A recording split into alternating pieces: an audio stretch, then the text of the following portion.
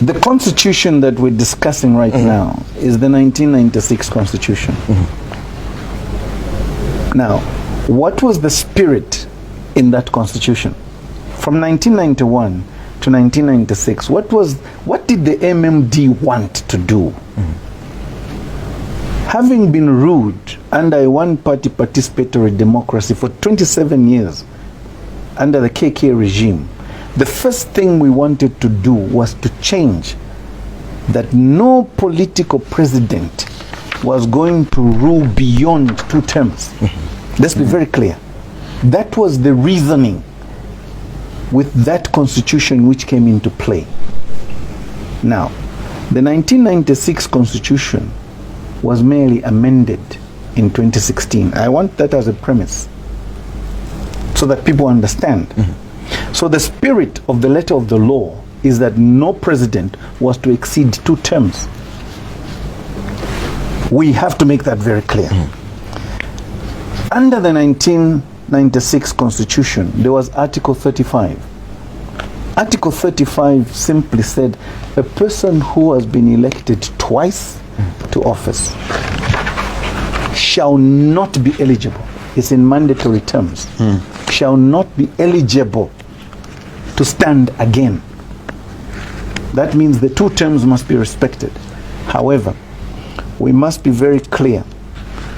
A president is given by the constitution 2 terms to stand of 5 years each. But it's not mandatory that he must serve those 5 years. Let me go deeper so that the common man now can understand. Let's go back to 2006. Under the 1996 constitution, one Levi Patrick Mwanawasa, State Council, the late, is elected for the 2nd time into office. He was initially elected in 2001. Now he's elected for the 2nd time in 2006 to hold office as president. Unfortunately, he dies. Therefore, in 2008, the Zambian people are forced to go for a presidential by-election in 2008 to elect what? A president. But which parliament is in session here? Please follow me. The lifespan of a president is tied to the lifespan of parliament. He doesn't exist on his own. No. Parliament in 2006 was not dissolved.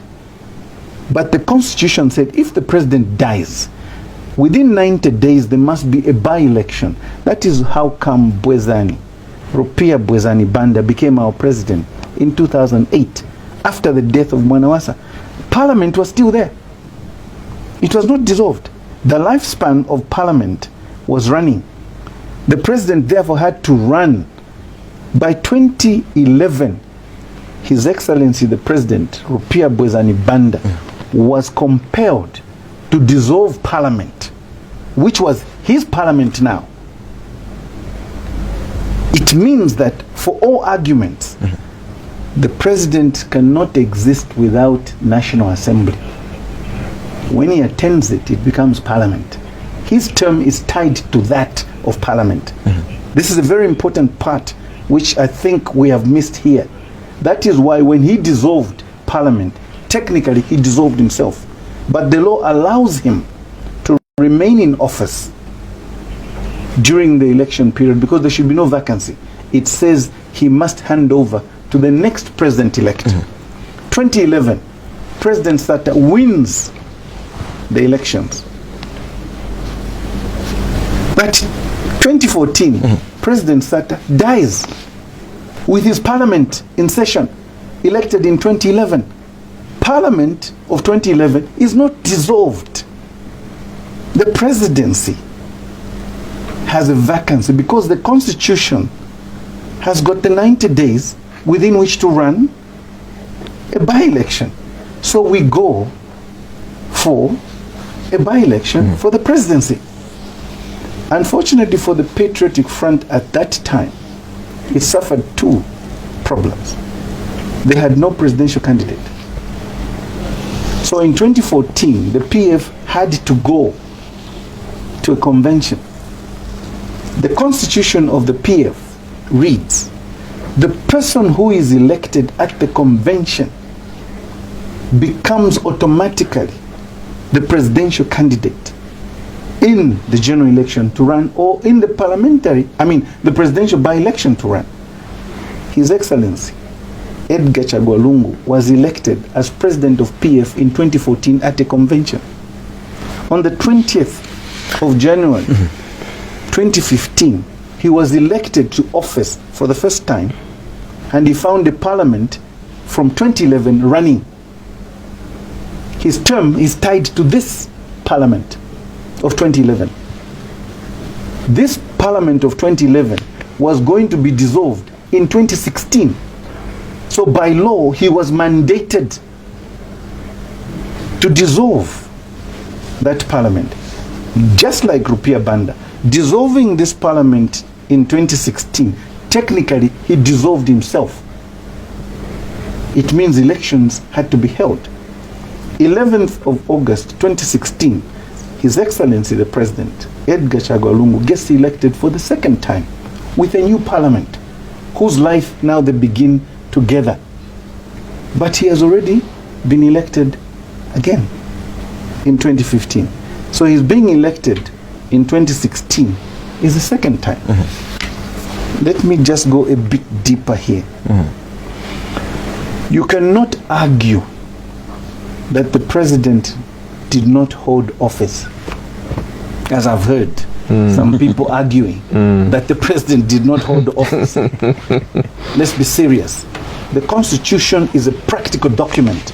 It speaks life into a nation. We must be very clear. In the current Constitution, Article 105 clearly states, as it did before, how does a president assume office? One, he gets elected, then he is sworn in by the Chief Justice or the Deputy Chief Justice, as the case may be, and then he assumes office. Did that happen for Edgar Chagwa Lungu in 2015? Twice. Yes. Did it happen for Edgar Chagwa Lungu in August 2016?